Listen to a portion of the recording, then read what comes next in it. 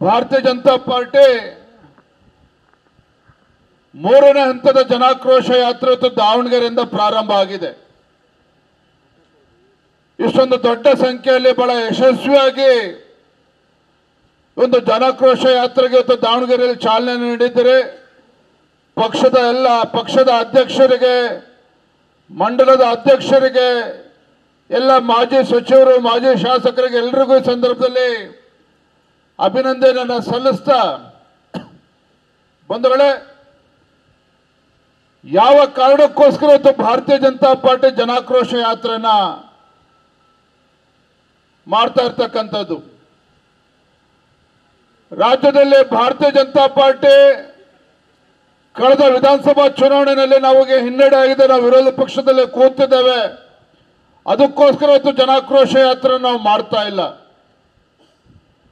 ನನ್ನ ಬಿಸ್ನೆಸ್ಗೆ GST notice ಬಂದಿದೆ, ಏನ್ ಮಾಡ್ಬೇಕು ಅಂತ ಗೊತ್ತಾಗ್ತಿಲ್ಲ. ಇಮಿಡಿಯೇಟ್ಲಿ ಒಬ್ಬ GST ಎಕ್ಸ್ಪರ್ಟ್ ಹತ್ರ ಮಾತಾಡು. ಎಲ್ಲಿ ಹುಡುಕೋದು? ಬಾಸ್ವಾಲಾ. Be the boss. ರಾಜ್ಯದಲ್ಲಿ ಯಾವುದೊಂದು ಉಪಚುನಾವಣೆಗಳು ಬರ್ತಾ ಇಲ್ಲ, ಯಾವುದೊಂದು ಚುನಾವಣೆಗಳು ಕೂಡ ಇಲ್ಲ. ಹಾಗಾಗಿ ಚುನಾವಣೆಗಳನ್ನ ಕಣ್ಮುಂದಿಡ್ಕೊಂಡು ಇವತ್ತು ನಾವು ಜನಾಕ್ರೋಶ ಯಾತ್ರೆನ ಮಾಡ್ತಾ ಇಲ್ಲ. ಮಾಧ್ಯಮದಲ್ಲಿ ಮೊನ್ನೆ ಒಂದು ಪ್ರಶ್ನೆ ಕೇಳಿದ್ರು, ರಾಜ್ಯದ ಅಧ್ಯಕ್ಷರ ಒಂದು ವಿಜಯ ಯಾತ್ರೆ ಅಂತ ಹೇಳಿ. ರಾಜ್ಯಾಧ್ಯಕ್ಷರ ವಿಜಯ ಯಾತ್ರೆಗೋಸ್ಕರ ಈ ಜನಾಕ್ರೋಶ ಯಾತ್ರೆ ನಾವು ಮಾಡ್ತಾ ಇಲ್ಲ. ಬದಲಾಗಿ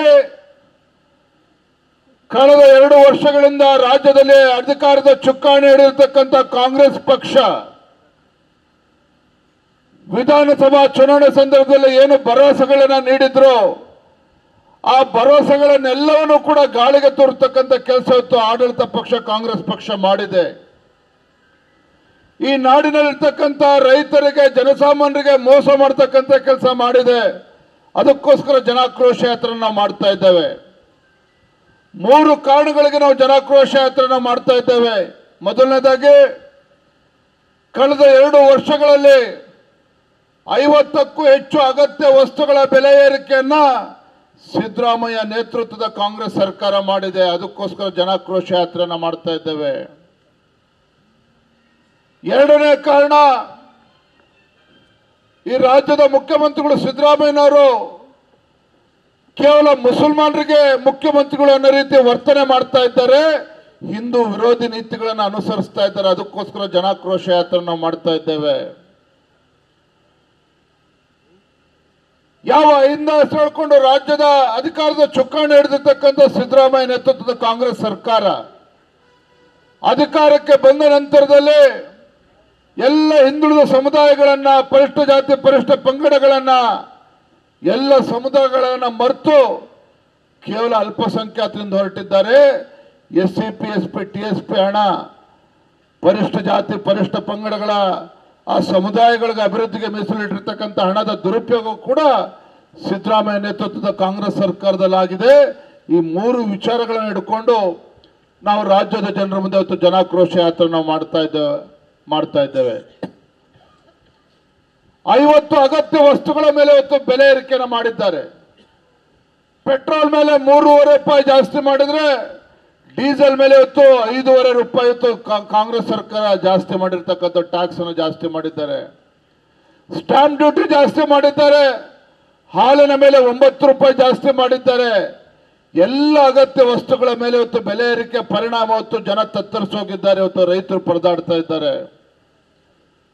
ಹಿಂದೆ ಬಿಜೆಪಿ ಸರ್ಕಾರ, ಯಡಿಯೂರಪ್ಪ ರಾಜ್ಯದ ಮುಖ್ಯಮಂತ್ರಿಗಳಿದ್ದಾಗ ರೈತ ತನ್ನ ಹೊಲಕ್ಕೆ ಟ್ರಾನ್ಸ್ಫಾರ್ಮರ್ ಹಾಕೋಬೇಕು ಅಂತ ಹೇಳಿದ್ರೆ, ವಿದ್ಯುತ್ ಸಂಪರ್ಕ ತೆಗೆದುಕೊಳ್ಬೇಕು ಅಂತ ಹೇಳಿದ್ರೆ 25,000 ರೂಪಾಯಿ ಕಟ್ಟಿದ್ರೆ ಸಾಕಾಗ್ತಾ ಇತ್ತು.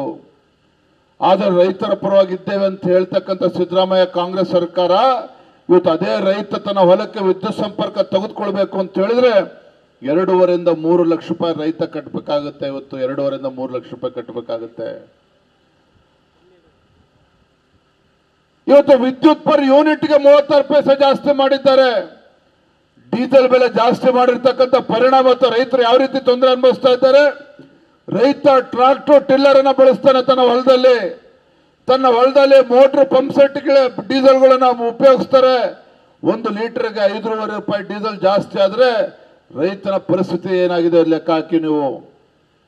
ಇವತ್ತು ವಿದ್ಯುತ್ ಕಣ್ಣ ಮುಚ್ಚಾಲೆ ಆಗಿದೆ. ರೈತ ತನ್ನ ಬೆಳೆದಿರ್ತಕ್ಕಂಥ ಬೆಳೆಗೆ ನೀರು ಹಾಯಿಸ್ಕೋಬೇಕು ಅಂತ ಹೇಳಿದ್ರೆ 7 ತಾಸು ಸಮರ್ಪಕವಾಗಿ ವಿದ್ಯುತ್ತನ್ನು ಕೂಡ ಸರ್ಕಾರ ಕೊಡೋದಕ್ಕೆ ಸಾಧ್ಯ ಆಗ್ತಲ್ಲ. ಇವತ್ತು ರೈತ ಕಂಗಾಲಾಗಿದ್ದಾರೆ. ಇವತ್ತು ಬೆಳೆದಂತ ಬೆಳೆಗೆ ನೀರನ್ನು ಕೂಡ ಹಾಯಿಸ್ಕೊಳ್ಳೋದಕ್ಕೆ ಸಾಧ್ಯ ಆಗ್ತಲ್ಲ ರೈತನಿಗೆ. ಹಾಲಿನ ಬೆಲೆ 9 ರೂಪಾಯಿ ಜಾಸ್ತಿ ಮಾಡಿದ್ರು, ಅದರ ಲಾಭ ರೈತನಿಗೆ ಆಗಲಿಲ್ಲ, ಹೈನುಗಾರಿಕೆ ಮಾಡ್ತಕ್ಕಂಥ ಬಡವರಿಗೆ ಆಗಲಿಲ್ಲ. ಮತ್ತೊಂದು ಕಡೆ ಬಡವರು ಇವತ್ತು ರಾಜ್ಯದಲ್ಲಿ ಗ್ರಾಮೀಣ ಭಾಗದಲ್ಲಿ ವಿಶೇಷವಾಗಿ 9 ರೂಪಾಯಿ ಜಾಸ್ತಿ ಆದರೆ ಇವತ್ತು ಮಧ್ಯಭಾಗದವರು ಗ್ರಾಮೀಣ ಭಾಗದಲ್ಲಿ ಇವತ್ತು ಯಾವ ರೀತಿ 1 ಲೀಟರ್ 2 ಲೀಟರ್ ಹಾಲು ಖರೀದಿ ಮಾಡಕ್ ಹೋದ್ರೆ 1 ಲೀಟರ್ಗೆ 9 ರೂಪಾಯಿ ಜಾಸ್ತಿ ಆದರೆ ಬಡವರ ಪರಿಸ್ಥಿತಿ ಏನಾಗಿದೆ ಒಂದು ಕ್ಷಣ ಯೋಚನೆ ಮಾಡಿ. ರಾಜ್ಯದ ಮುಖ್ಯಮಂತ್ರಿಗಳಿಗೆ ವೇದಿಕೆ ಮೂಲಕ ಕೇಳೋದಕ್ಕೆ ಇಚ್ಛೆ ಪಡ್ತೇನೆ. ಅನೇಕ ಭರವಸೆಗಳನ್ನು ಕೊಟ್ಟು ಬಂದಿರತಕ್ಕಂಥ ಸಿದ್ದರಾಮಯ್ಯ ನೇತೃತ್ವದ ಕಾಂಗ್ರೆಸ್ ಸರ್ಕಾರ ಅಧಿಕಾರದ ಚುಕ್ಕಾಣಿ ಹಿಡಿದ ನಂತರದಲ್ಲಿ ಈ ರಾಜ್ಯದಲ್ಲಿರ್ತಕ್ಕಂಥ ರೈತರಿಗೆ ಜನಸಾಮಾನ್ಯರಿಗೆ ಇವತ್ತು ಬರೆ ಎಳಿತಕ್ಕಂಥ ಕೆಲಸ ಮಾಡ್ತಾ ಇದ್ದಾರೆ, ಬರೆ ಎಳೆಯುವಂತ ಕೆಲಸ ಮಾಡ್ತಾ ಇದ್ದಾರೆ.